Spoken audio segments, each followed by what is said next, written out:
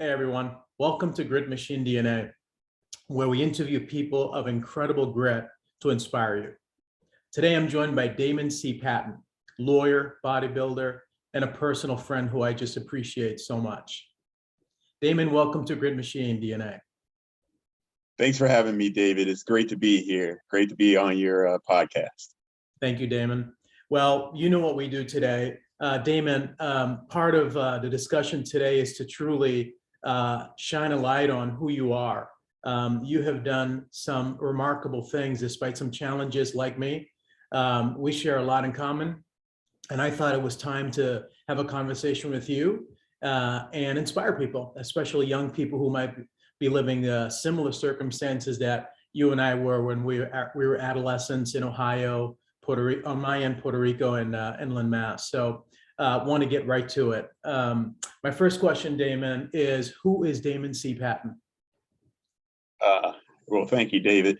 I am a child of Cleveland, Ohio, East Side Cleveland, Ohio.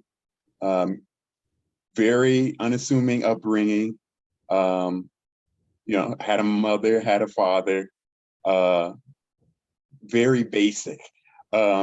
That's not to say that I had everything handed to me or anything, silver spoon or anything like that. I definitely had problems in my upbringing.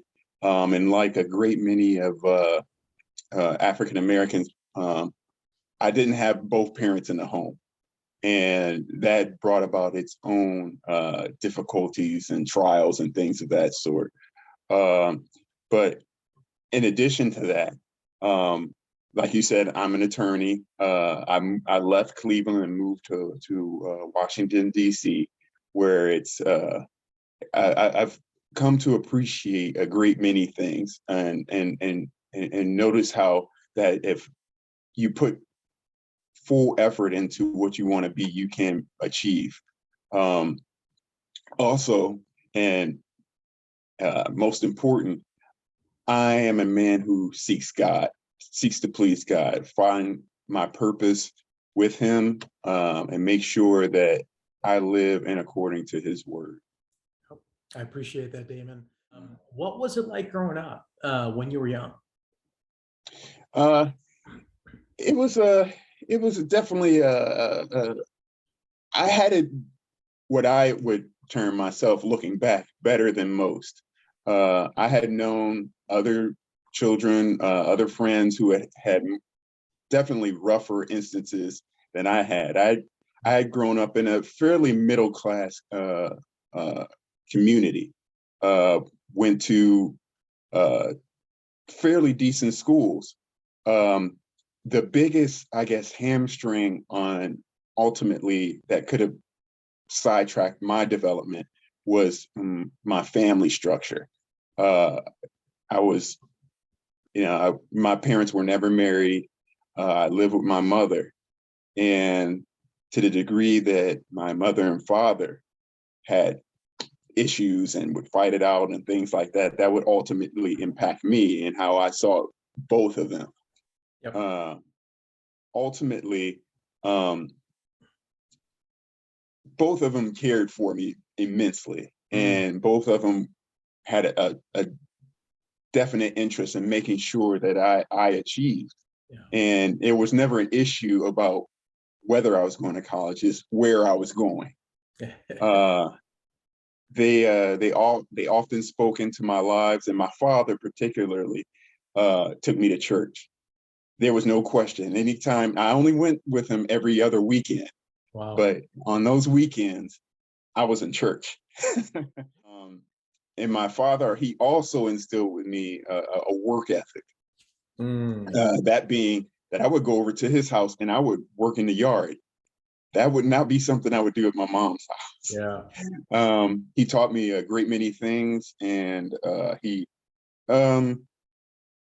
instilled just a center, a foundation, because I noticed that a lot of children coming up today without their fathers, they're just missing that. And it's more apparent the older I get, and as I identify with some of the things that I know from my father, as I reached the ages that he was when he instructed me, I can see how important those lessons were. Yeah. Where do you think that for your father? It sounds like your father was incredible. I know he passed, but I remember our conversations about your dad, and it sounds like he was remarkably disciplined and focused. Where do you think that came from? Well, one, he also had his father in the home. So I mean, my grandfather, huge man. He had migrated my father's side of the family from Mississippi and brought them to Cleveland. Wow. And when my father was a young boy, and he grew up with that discipline. And my father also was an Army man. And contrary to what a lot of people think today is racism, he was a Army man, and in a time where it was very different. He was openly called the N-word when he served, and people dared him to do anything about it. Yeah.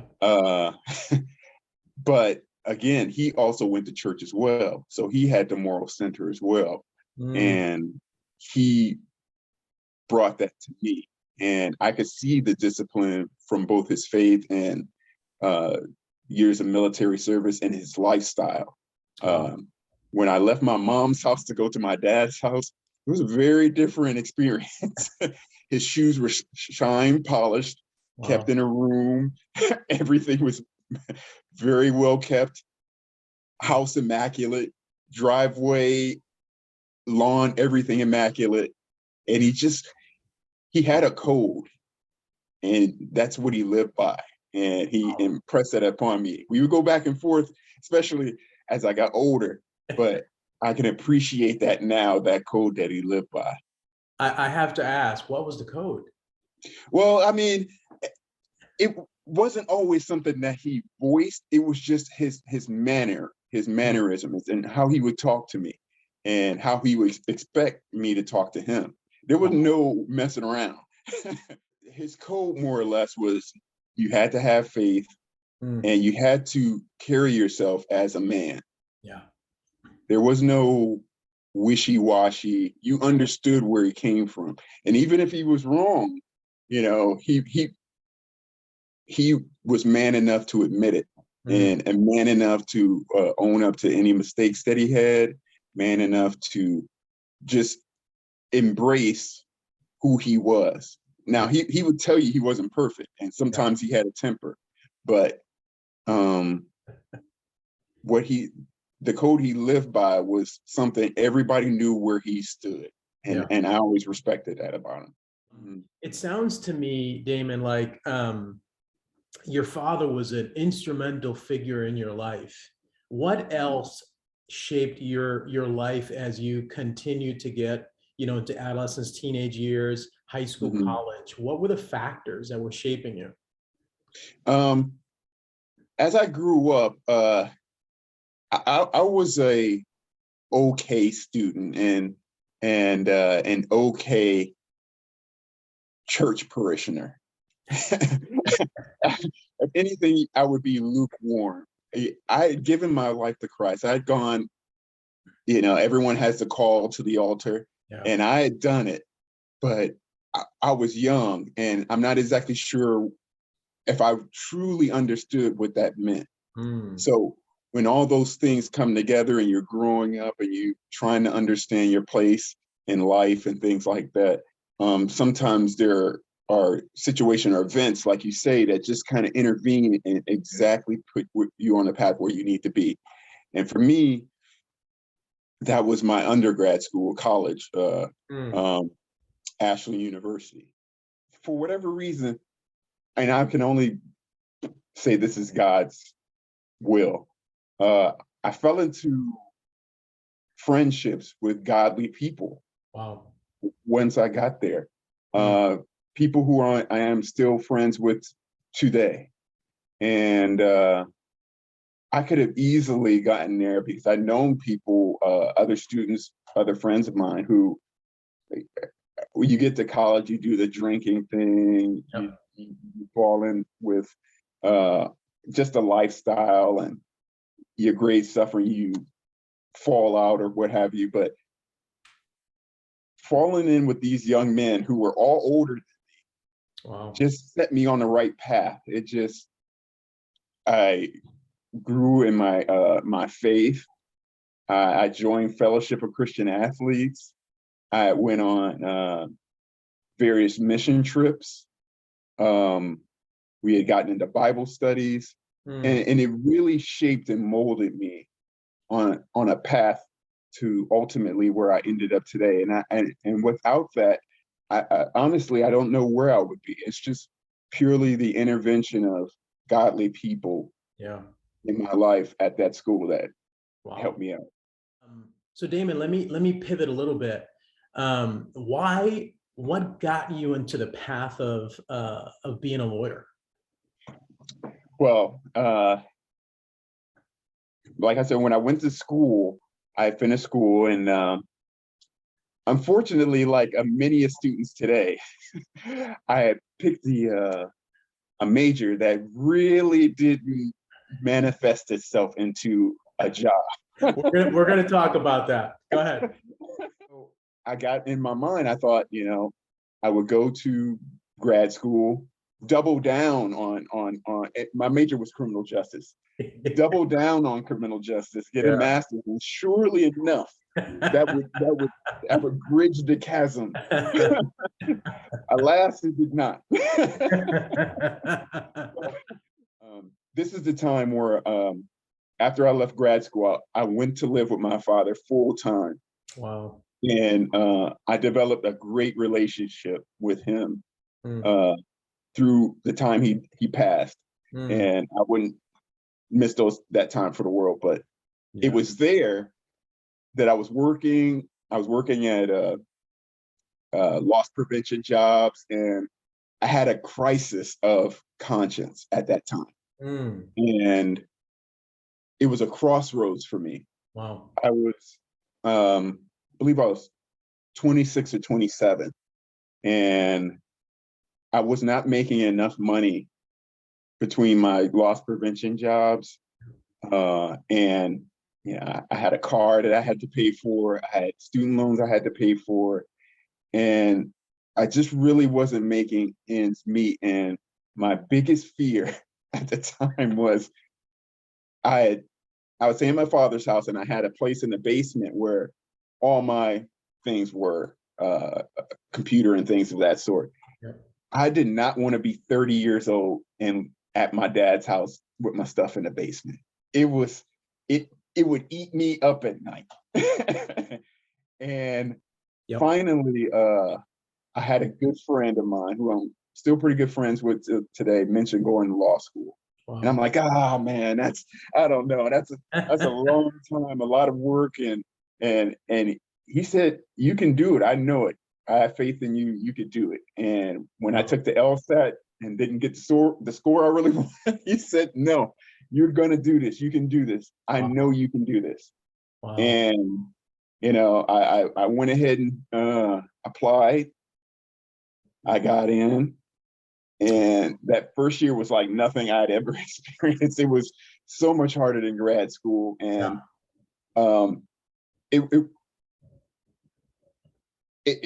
was another pivotal point in my life, because it required me to actually take the reins of something and exercise some discipline over my life and compartmentalize how I was going to do things and not let things just happen. So, but the law school part of my life, that gave me a course, a path in which that I was going to change my trajectory from being someone who potentially had no path to having a path forward and being able to care for myself and take care of myself into the future. How do we change this dialogue that, I'm going to say, pushes people to say, get a degree, but does not help? It happened to me, sociology, right? Wonderful. I had a wonderful experience in college. I mean, I was literally training myself how to think. And as you know, we'll get into this later, but your partner, Hurley Roseman, was literally like a mentor to me, and she helped me think critically. Most folks aren't taught how to think about their future. What skills are you gaining to help you gain income or to create value or to start a company, et cetera, in the future? Why is that? Well, I think we have to start changing the conversation. Hmm. And it starts earlier. We have to educate people that the more information that they have when making a decision will ultimately impact the decisions that they make. Yeah. Too many people are willing to just hear the rhetoric or hear whatever people are telling them and just say, okay, that's it. I'm going to just do that because X said so. When they have really no fundamental understanding of why that's the path they should take, or if it's the path they should take. It could even be correct, but you have no fundamental understanding of why that's correct. And that's where we need to have a discussion early on to educate people about the decisions that they're making in life, and to have more of a part to do with how those decisions are made. Yeah. It's like you said with the degrees. The prevalent thinking is you go to school, you go to high school, you go to college, and then you get a job. Yep. Well, that's not everybody's path. It's not always going to be everybody's path. And if you do go to college, what are you going to college for? What is the outcome you want to achieve? Because there are plenty of people going to college that aren't achieving the outcomes that they desire. Yeah. But people continue to go to college, and it just keeps happening. Yeah. So we need to focus on the outcomes first, and then cater the plan to reach those outcomes.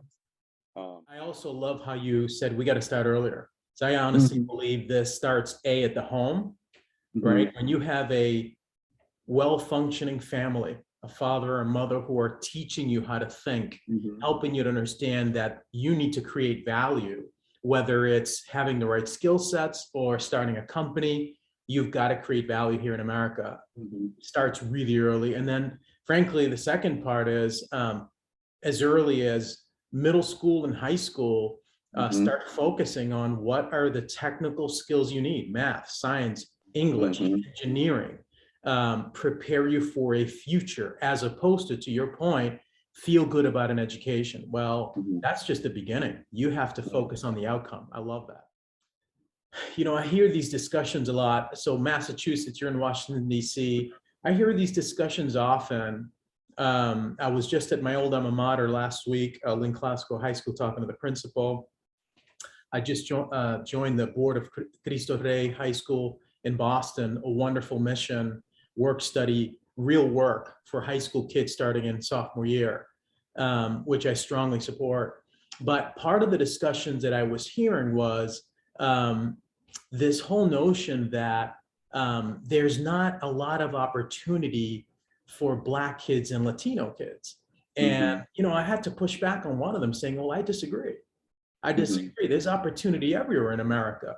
The question is, A, do we want better for ourselves? B, do they see it? Do they understand that there's opportunity here? And 3, do they have people around them that are supporting them in that direction, as opposed to telling them they can't do something? So I want to talk about that. I mean, you became a lawyer, you're successful, you live in a wonderful area of Washington, D.C.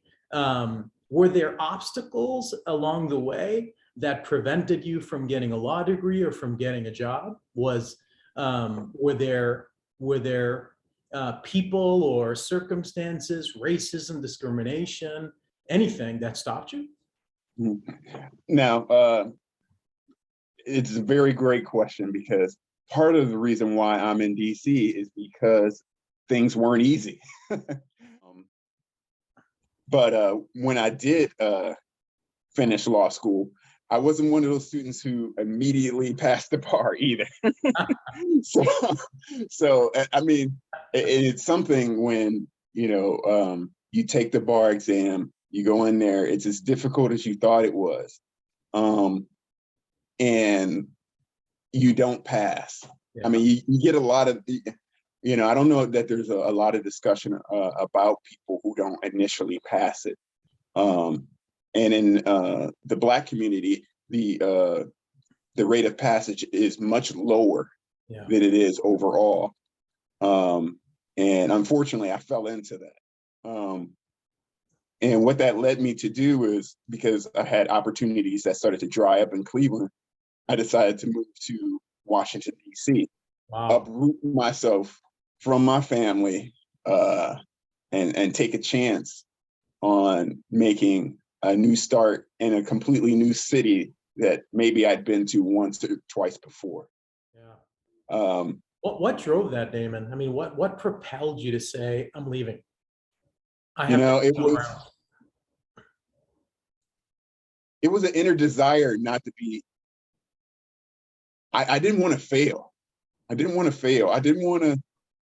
to go through all this work and fail.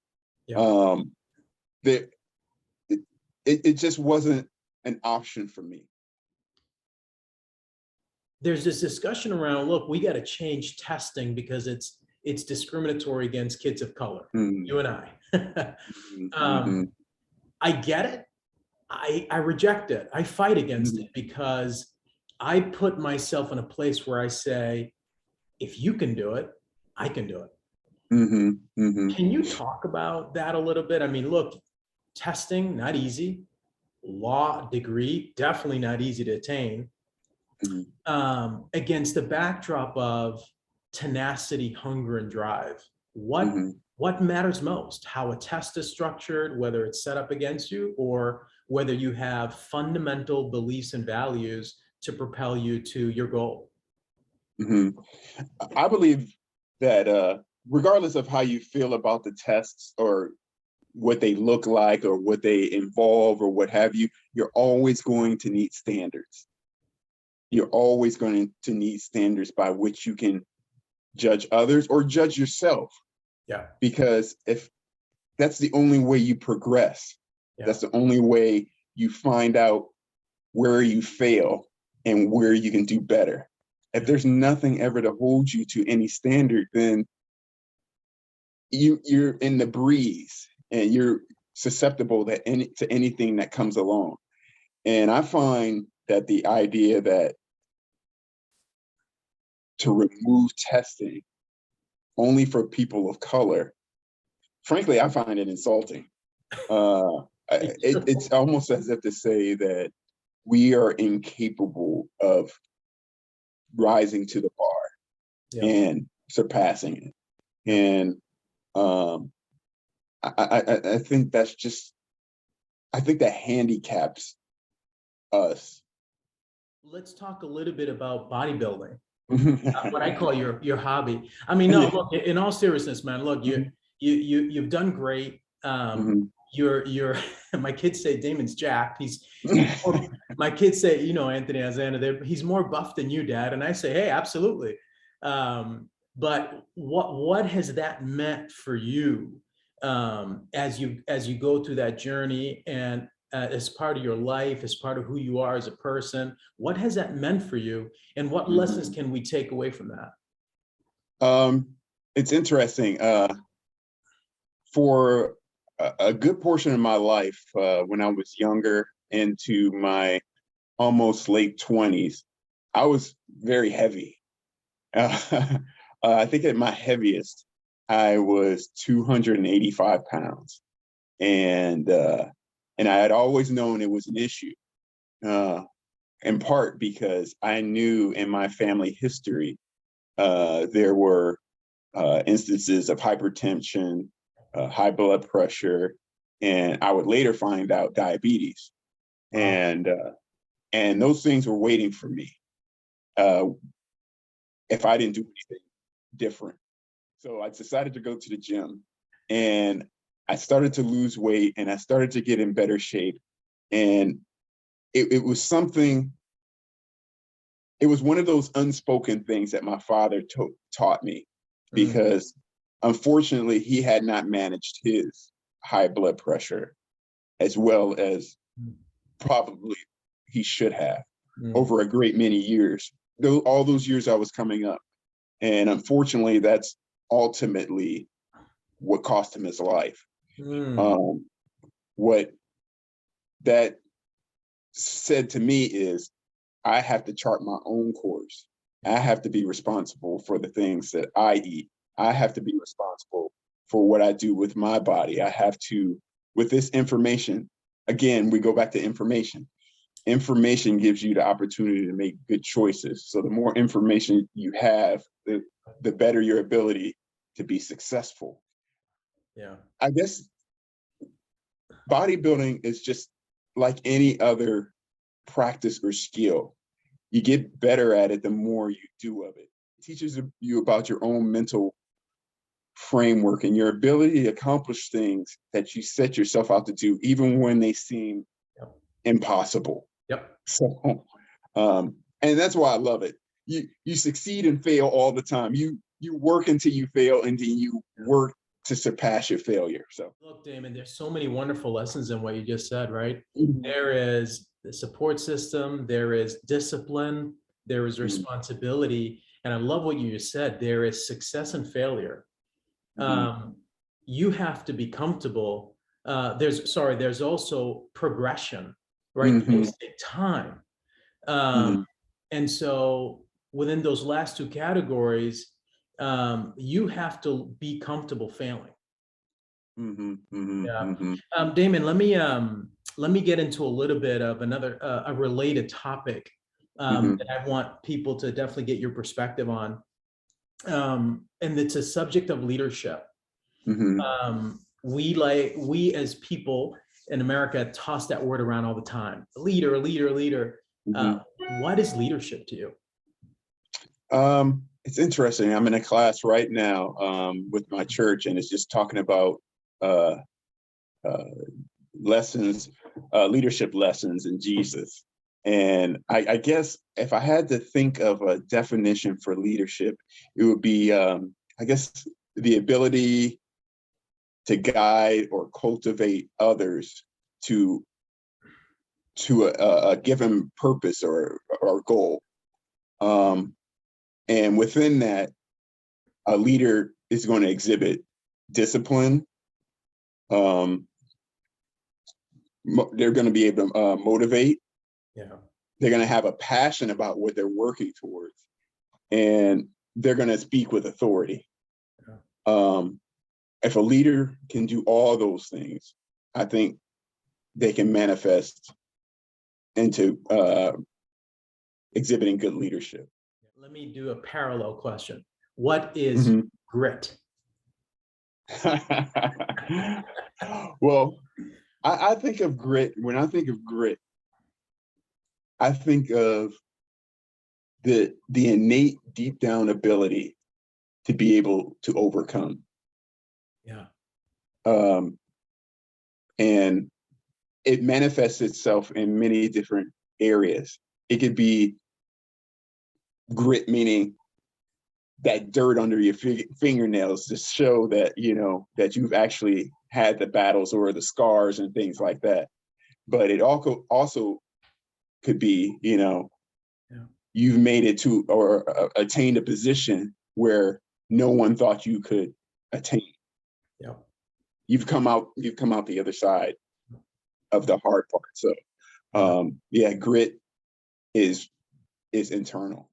If Damon were to go back home to one of the great schools back home, what would Damon say to the 10, 11, 12-year-olds that are sitting in classrooms today in the context of today's culture, et cetera? What would be Damon's message to them? I would say, first off, realize and keep your faith in God, because there's going to be many a tribulation and problem. Just overall, there's going to be tough parts in your life, and you need a foundation from which to stand on. There's so many people that they just don't have that foundation, and they sway in different ways. You see it in the media and social media, and they just don't have that foundation from which to stand. And it creates this, they almost don't know why they're living or what they're here for, or they do things that just don't seem to make sense. Yeah. Another thing I would say is, and I've alluded to this a couple of times, information is key. Always educate yourself. Know what you're doing. Understand why you're doing it. Because people won't always tell you things. And sometimes they'll effectively keep it from you, because it's that information that allows people to become more than what they are. And sometimes I think with the testing we were talking about, it's as if they think they're doing us a favor by keeping it from us. Thanks, Damon. Anything else you want to share before we close, Damon? Yeah, I really appreciate you having me on. This has been great. I as always, you're a great host.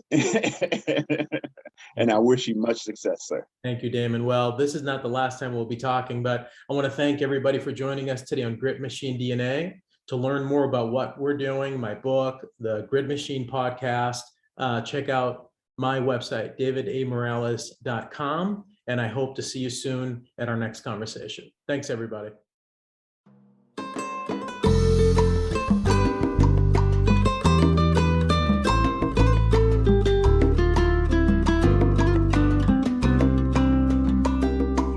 Si vives día a día en un abismo de dolor y buscas solución a tus problemas, busca del Señor y sigue su camino, y pronto nacerá la paz en tu corazón.